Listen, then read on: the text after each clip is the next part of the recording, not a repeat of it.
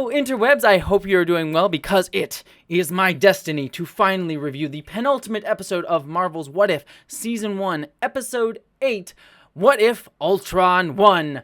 We're already towards the end of this show, and we're at the penultimate episode, and I'll be honest with all of you, this episode I'm probably gonna have the least amount to say, not because it was necessarily bad per se, but because it was kind of what we were all anticipating this show building towards, and it gave us kind of exactly what we thought we were going to get. Namely, this was a big build-up to build up Ultron as the big bad villain that can finally take on the Watcher, forcing the Watcher to have to build together an Avengers-like team of all the characters that we've been seeing throughout this entire season. And like I said, we've been speculating for weeks that was going to be the case, especially after the trailer that came out a few weeks ago that showed this Avengers-like team building up together.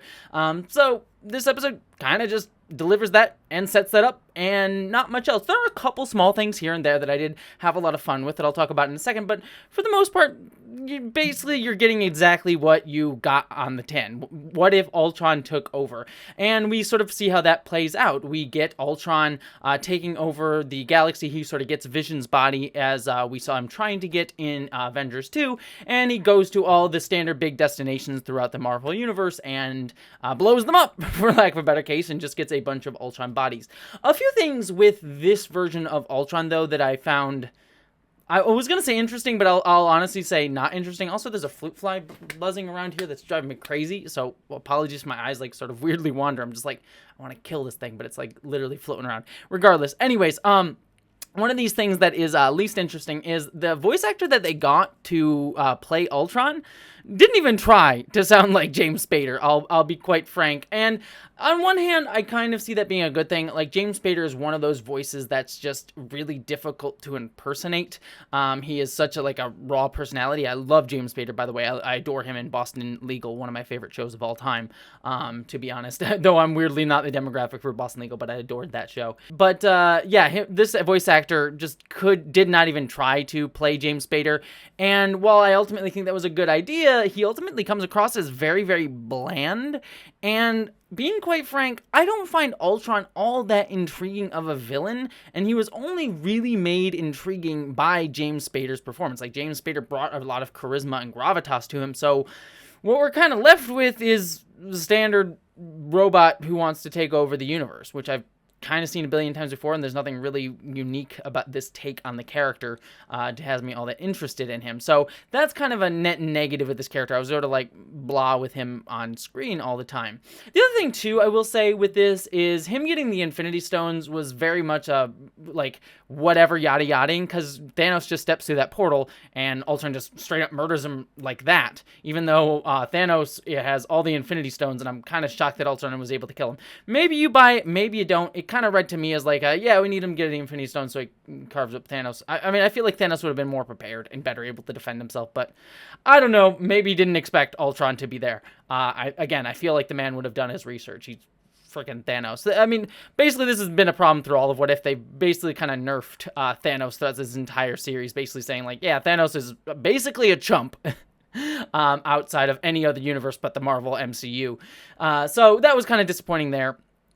And we also get Ultron becoming self-aware of the Watcher at one point, which was kind of a cool moment to a degree, but it kind of forecast itself a little bit too much because the Watcher just kept talking and talking and talking, and Ultron's like, okay, Ultron's gonna notice him. I would have liked it to be a little bit more surprising, like maybe it's just like the Watcher's mid-sentence while Ultron's doing something else, and he grabs him, as opposed to like telegraphing it so much. It was just sort of like, and I see where this scene's going. But then we get the Watcher, after the Watcher's sort of like freaking out that he can be seen now, he goes and watches Clint and Natasha breaking into the sort of KGB headquarters, which, one thing I will say, I actually really enjoyed both Hawkeye and Black Widow's dynamic this whole episode. I think seeing Hawkeye kind of being down in his rut, but actually Natasha being the upbeat one was kind of a nice subversion for their characters, and it was nice to see little moments of humanity between the two of them. I think if this episode is buoyed by anything, it is that the humor that Natasha brings to it, and just the warmth of their chemistry together. That it's always kind of rung true on any of their iterations, but especially here was great. I also love seeing Hawkeye without his arm, which is very much I believe, if I'm recalling, it's been a hot minute and I'm not the biggest sort of a Marvel Comics aficionado, more of a DC fan, but I believe that's sort of a callback to Hawkeye in Old Man Wolverine, and I think there might have been some spin-offs where he got his own sort of center stage in that sort of continuity, but I believe in that version, Hawkeye also didn't have an arm. Again, I might be misremembering. It's been a hot minute since I read that comic, though I remember enjoying it quite a bit. But I think that was really cool to see that little subversion on that, and they break into KGB headquarters. The one thing with this KGB sequence, with the Watchers sort of watching them saying like, "Oh, you can see it's right there," I didn't really buy the Watcher's change in character. He's been much more of this aloof background figure throughout this entire series, and all of a sudden he's kind of like this, like, "Oh, you can do it, you can do it," and it just comes across as a little bit weird in terms of this stoic figure suddenly becoming all nervous.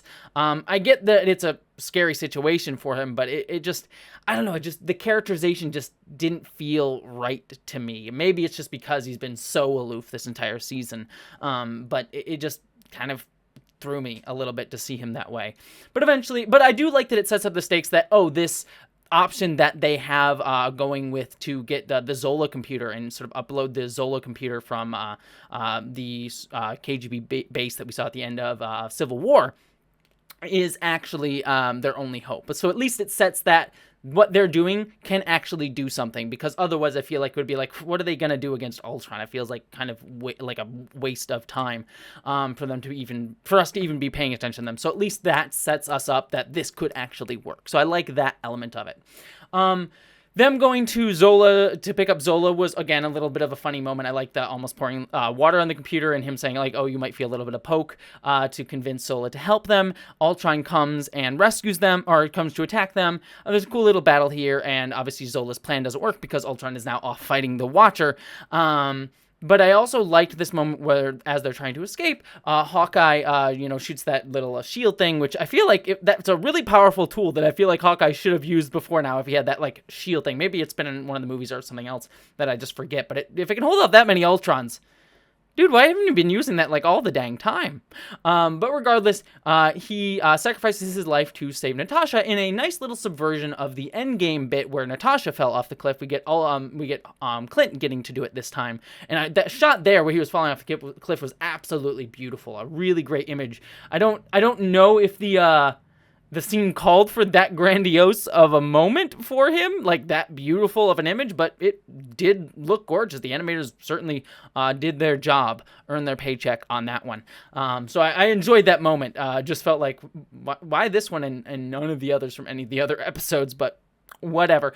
And so that was great, and so that's setting us up for them to be the MacGuffin that can save the day in the season finale coming next week. But we also get a cool little fight between Ultron and the Watcher, with Ultron breaking into the multiverse. This fight was kind of interesting. It was cool to see, like, the Watcher power-ups, like, "You don't know the force of my will." It did end up being, like, kind of the normal MCU punchy punch fight, but it was cool to see them jumping through a few different universes. Like, I enjoyed seeing that one universe where Steve Rogers was becoming president in the background, which I want to live. Dear God, do I want to live in that universe? I really want to live in that universe. But regardless of that, I feel like they could have done more and been more clever with that, because there was sort of like just weird background changes, and I feel like punching your way through the multiverse like that, I feel like you could have done some really clever stuff with moments like that ultimately they didn't. So it's just kind of mostly just a punchy punch fight with shifting backgrounds, which was kind of ultimately disappointing. Also, I should remind myself too, I didn't mention the fight between Ultron and Captain Marvel earlier in the episode, which was also a lot of fun. It was actually cool to see Captain Marvel shove him into a planet. That was actually more of a creative fight in my mind than the multiverse fight, which kind of feels like a letdown that the multiverse fight was the disappointing one here, because that really should have been the standout fight of the series in my mind, and ultimately it doesn't really do much for the imagination, to be kind of disappointed. But ultimately, Ultron beats the Watcher runs away, and we get the setup for what will presumably be the final episode of the season, with him going to the Doctor Strange from a few episodes ago, who had destroyed his own universe, and setting up that we're probably going to get that Avengers-like team up in the finale, which hopefully will be a bit more creative and get to the point a lot faster than this episode did, because, like I said, we already know where next episode is going to go. We're going to get the Avengers-like team up of all this characters, so if it spends the whole episode getting getting them there and we get one little punchy punch fight with them in this version of Ultron, I feel like I'll be a little bit let down. I kind of wanted them to just quickly get all these characters together and do something really clever with all these different versions of the MCU heroes across the multiverse. But we'll see when we get there whether that's going to be the case. So, like I said, a few things to enjoy here overall, mostly the relationship between Clint and Natasha here. But ultimately, I kind of felt this one to be kind of perfunctory, just getting us to where we know we need to go, and kind of disappointing in some of the things that it really could have delivered and been clever with, namely the multiverse fight between Ultron and Watcher. That really could have been something special and just felt more perfunctory. And so for that, I think this episode is probably lower on my list for episodes that I liked this season. And I think that's mostly what I have to say about it. So that's my thoughts on the penultimate episode of What If Ultron won. But I'd love to hear your thoughts. Do you think I'm wrong? I'd love to hear all that in the comments below. But beyond all that, don't forget to subscribe. Don't forget I have another channel called Jessie where I do LGBTQ type video essays and social issue essays and all through nerddoms and geekdoms. I have a Patreon that you can support me on at. But beyond all that, thank you so much for watching. I hope that you, as always, live long and prosper, you sexy, sexy nerd.